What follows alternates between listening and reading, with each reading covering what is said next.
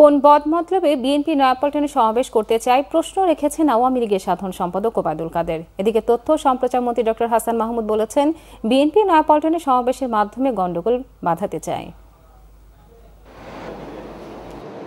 সচিবালয়ে ব্রিফিংয়ে আওয়ামী লীগের সাধারণ সম্পাদক ওবায়দুল কাদের প্রশ্ন রাখেন, বিএনপি কেন তাদের সমাবেশের জন্য 10 ডিসেম্বর বেছে নিয়েছে। বলেন, 1971 সালের 10 ডিসেম্বর বুদ্ধিজীবী হত্যার নীল নকশা বাস্তবায়ন প্রক্রিয়া শুরু হয়। ঐতিহাসিক সোহরাওয়ার্দী উদ্যানেই পাক হানাদার বাহিনী আত্মসমর্পণ করে। এরপরও পার্টি অফিসের সামনে 35,000 স্কয়ার ফিটের মতো ছোট জায়গা বিএনপির সমাবেশের জন্য বেছে নেয়ার সমালোচনা করেন ওবায়দুল কাদের। তারা এই জায়গাটি কেন বেছে নিতে চায়, এখানে করার জন্য তাদের এত প্রিয়তা কেন, এখানে তাদের কোন বদ উদ্দেশ্য আছে, কোন মতলবে তারা এটা চায়। পার্টি অফিসকে ঘিরে আবারও আগুন, আবারও লাঠি, বাংলাদেশের মানুষ বরদাস্ত করবে না।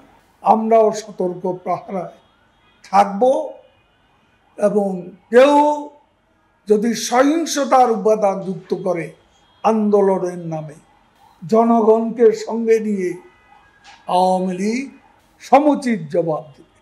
এদিকে তথ্য ও সম্প্রচার মন্ত্রী ডক্টর হাসান মাহমুদ বলেছেন, বিএনপির সমাবেশ নির্বিঘ্ন করতে ছাত্রলীগের সম্মেলন এগিয়ে আনা হয়েছে। এরপরও নয়াপল্টনের সমাবেশ করতে বিএনপির অনড় অবস্থান প্রমাণ করে তারা বিশৃঙ্খলা সৃষ্টির পায়তারা করছে। রাজধানীতে বিশৃঙ্খলা সৃষ্টির অনুমতি সরকার দিতে পারে না বলেও মন্তব্য তার। সচিবালয়ে বইয়ের মোড়ক উন্মোচন অনুষ্ঠান শেষে মন্ত্রী এসব কথা বলেন। কিন্তু তাদের উদ্দেশ্য তো ভিন্ন, একটি গন্ডগোল লাগানো। তো সরকার তো গন্ডগোল লাগানোর জন্য, বিশৃঙ্খলা সৃষ্টি করার জন্য সারা দেশ থেকে অগ্নিসন্ত্রাসীদের জড়ো করে এখানে ঢাকা শহরের রাজধানীতে একটি বিশৃঙ্খলা সৃষ্টি করার জন্য অনুমতি দিতে পারে না। সরকার অবশ্যই জনগণের জানমালের নিরাপত্তা বিধান করার স্বার্থে, শান্তি স্থিতি বজায় রাখার স্বার্থে সরকারকে ব্যবস্থা গ্রহণ করতে হয়।